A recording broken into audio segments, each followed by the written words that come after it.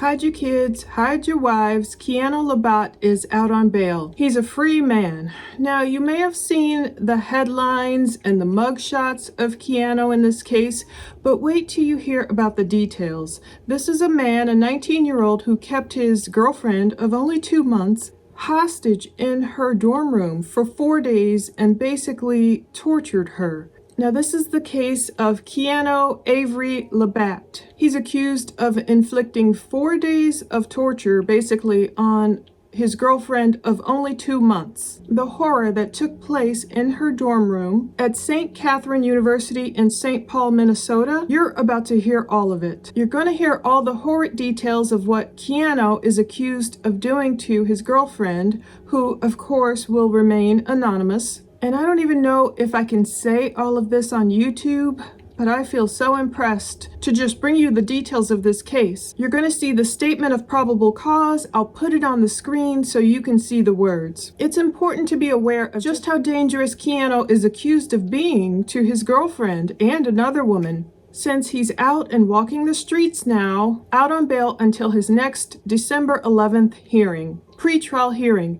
And although he's been in trouble with the law before, we'll go over that too, regarding another woman he dated. But this is the one that's making the headlines from People to other news organizations, so I had to get the details. Everyone might want to be aware and keep their daughters away from this man if any of this is true. The 19-year-old Keanu was arrested on 3 counts of criminal sexual conduct, 1 count of domestic assault by strangulation, and 1 count of threats of violence, cause or attempt to cause terror.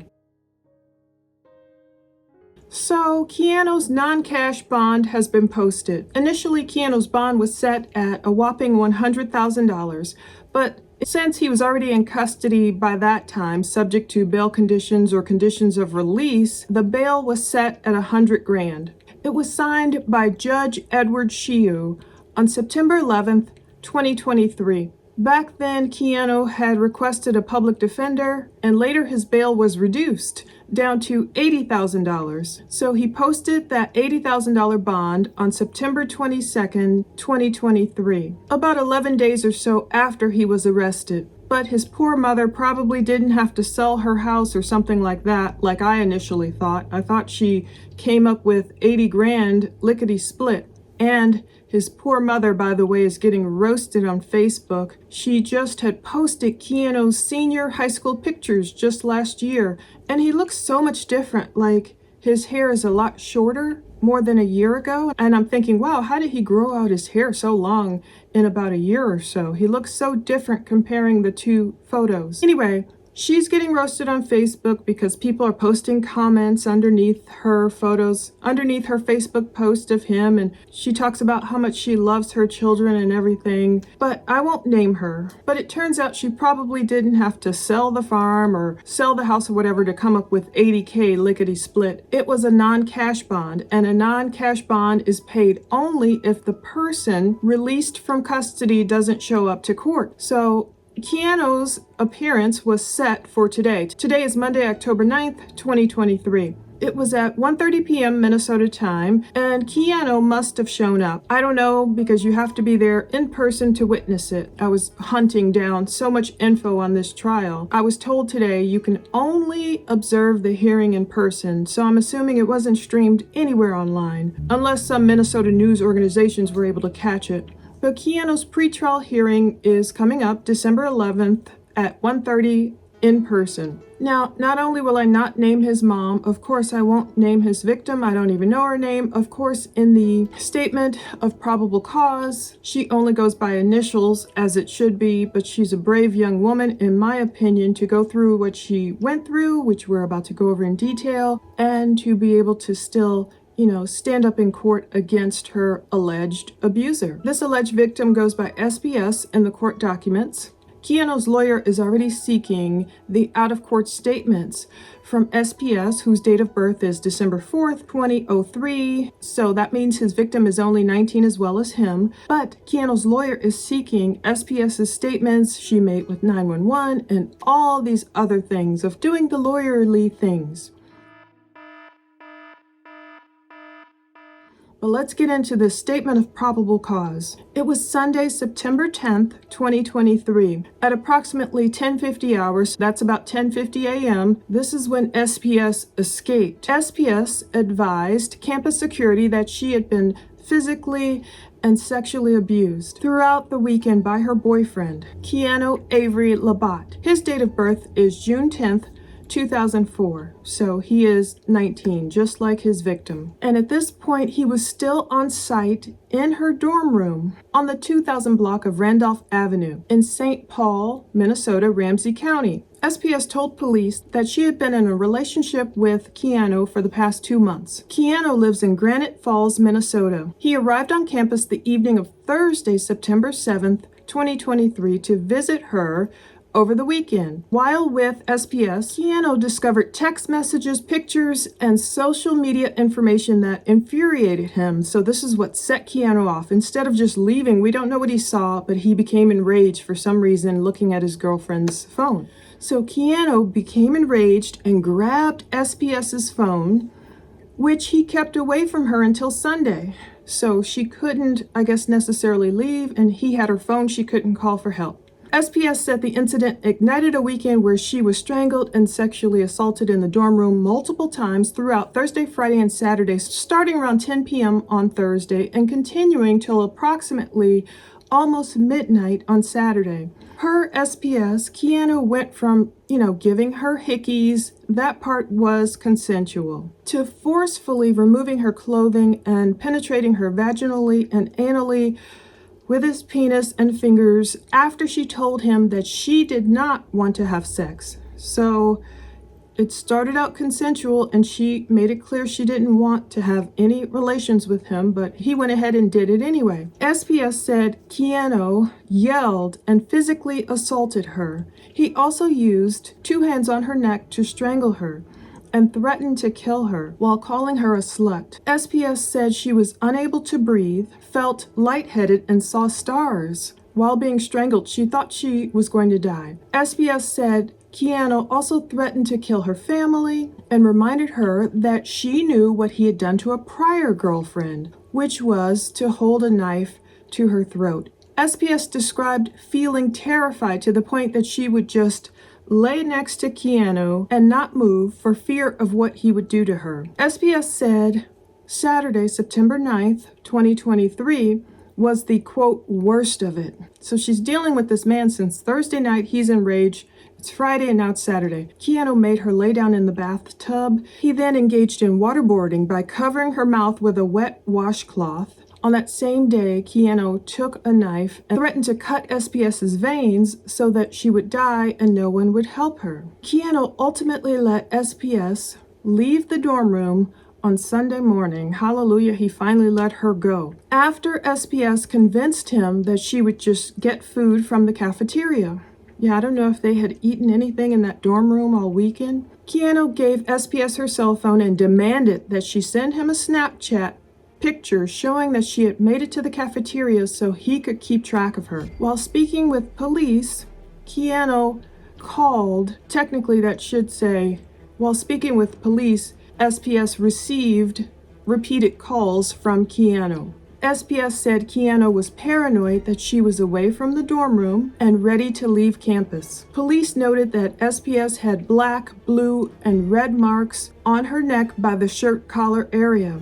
Based on the observation and report of SPS, a probable cause arrest for domestic assault, strangulation, and sexual assault for Keanu was initiated. SPS went to the hospital where she underwent a sexual assault examination. During the exam, SPS detailed the physical and sexual assault. She also described feeling pain in her face, her neck, her stomach, from being punched. SPS said Keanu punched her in the stomach 4 times, twice in the throat and once in the face. She detailed the waterboarding, saying that Keanu filled a bucket, forced her to lay in the bathtub, put a washcloth over her face, and poured water over her. SPS said that Keanu was threatening her with the knife, held her arm, and said he was looking for the right vein to cut deep enough so no one could save her. SPS described Keanu forcing his penis into her mouth and then forcing her head up and down on it. She said she felt, quote, numb during the vaginal assaults and said, "I just hurt," when he penetrated her anally. The nurse examiner noted bruising on SPS's left ear, which she said was from Keanu biting her. A 3.5 centimeter pink and purple bruise to her left cheek, multiple bruises to the neck, tenderness of the abdomen with a pain rating of 8.5 out of 10, and a tear on the external genitalia. SPS declined an anal rectal exam, saying, quote, he barely got anything in. Keanu was located in SPS's dorm room and arrested. After being read his legal rights, Keanu said, "I plead the fifth." That's the part you may have seen in headlines. That made a lot of headlines. No further questions were asked. I did request the bodycam video of his arrests since he was saying, I plead the fifth and more information, but I was denied. It's an ongoing case. So we'll see that eventually someday, him saying, "I plead the fifth." The security supervisor for the university, MLG, told police that SPS came into the security office that Sunday morning saying she had been abused since Thursday. SPS was distraught and visibly upset. She further clarified that by abuse, she meant physically and sexually, and MLG immediately notified police. Thank God for that person. SPS showed officers her telephone. The phone log revealed that Keanu tried calling her 5 times between 10:52 and 11:16 hours that Sunday morning. He also texted her at 10:59 hours asking why were there cops outside. I mean, the nerve of this guy. During a search of SPS's room, police found an orange, black, silver folding knife in the front pocket of a green backpack. They also located a red washcloth that was wet on the bathroom sink, and noted that the water valve for the bathtub was laying on the bathroom floor under the sink. The mattress was found on the floor, which SPS said Keanu had done to prevent others from hearing the bed squeaking during the sexual assaults. Keanu's criminal history shows that he is on probation for an April 13th, 2023 stay of adjudication on a separate harassment restraining order violation in Minnesota. Now, according to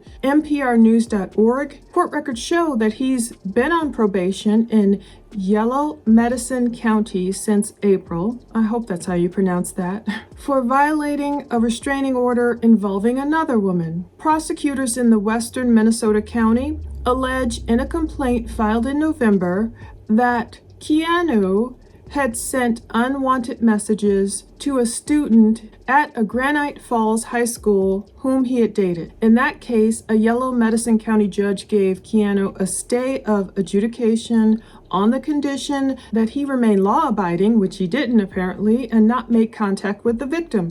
So that was one victim we know about. Now we know about all this horrible stuff he's done to SPS, and we don't even know if the other woman that he was mentioning to SPS about, what I did to that other girl, his other girlfriend, we don't know if that's the first victim or a different victim holding a knife to her throat. He has not stayed out of trouble, but he's still got a non-cash bond, and he's out, a free man.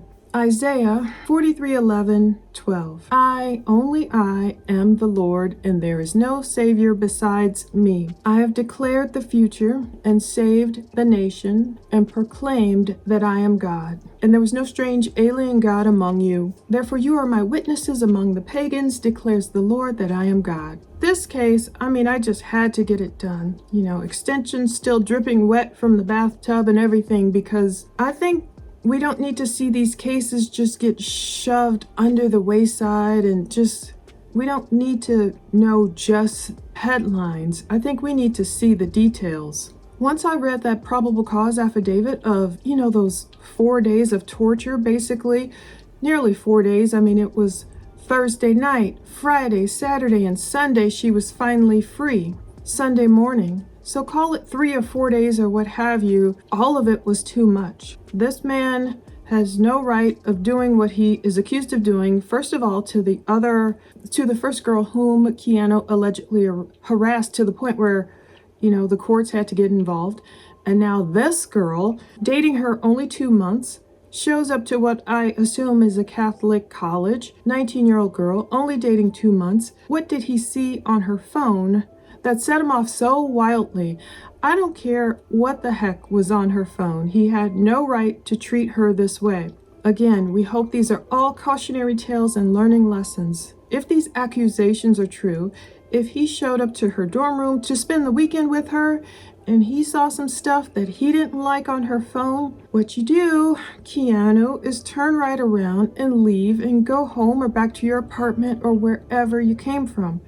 You don't sit there and steal her phone and hold her hostage, allegedly, and call her names and assault her so horribly, and the waterboarding and all of it. Thank God he was dumb enough on Sunday morning to assume, yeah, after I've treated her this way, she'll go off and get us some food from the cafeteria. Here, take your phone and you better Snapchat me a photo of that cafeteria right away. Thankfully, she was able to get to a security person who took her seriously enough to contact police, and thank God police were good enough to respond right away. Thank the Lord Keanu was still in the dorm room, sitting there waiting for his girlfriend to come back and then freaking out like, oh gee, why are the police outside? Why do you think the police are outside? It's very strange that he would act this way. But, this is one of those other cases I want to follow because I don't want it to fall by the wayside. We've seen the cases like Brock Turner. Sometimes it takes the pressure of social media on some of these cases for them to get attention and for the victims to get justice. Now, of course, all of this, everything is just accusations. Even a statement of probable cause is an accusation. Everyone is afforded their due process. So we will wait and follow the case and see Keanu go through the justice system. But in the meantime, it helps to be aware, to know what he's been accused of, and just to be aware so people can keep their daughters safe. Thus far, according to these court records, this 19-year-old man has a pattern, and again, we don't want to see him slip through the cracks. And I know they can't keep everyone in jail. I was thinking, why is he out walking around? Why did he get this 80 grand non-cash bond? Well, I know they don't have enough room necessarily in these jails to just keep everyone in there. I know they keep what they deem are the most serious cases generally in there. So at least the pressure on the cases, the awareness of these cases really helps us keep our eyes on the judicial system and see what's going to happen. We don't want it to fall through the cracks. We don't want another woman, her life and livelihood, everything and her safety being put in jeopardy because, a guy like Keanu falls through the cracks again. I mean, these accusations are heinous enough. So this is another case, along with many others, I plan to keep following. Thank you so much for watching.